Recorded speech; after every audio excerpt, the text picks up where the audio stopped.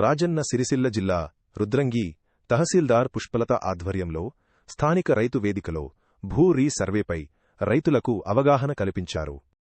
ముఖ్య అతిథిగా ఏడీ శ్రీనివాస్ డిఐ, రాజేంద్ర ప్రసాద్ సర్పంచ్ గండి Narayana, market chairman Chelukala Tirupati పాల్గొని రైతులకు పలు సూచనలు చేశారు.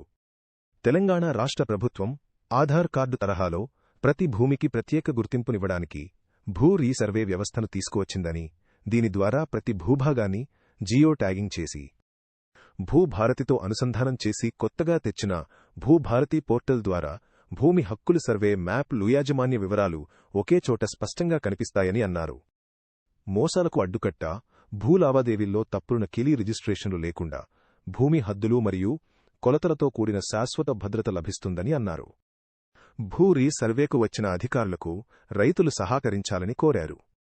ఈ కార్యక్రమంలో వార్డ్ మెంబర్లు, రైతులు, గ్రామ ప్రజలు, అధికారులు పాల్గొన్నారు.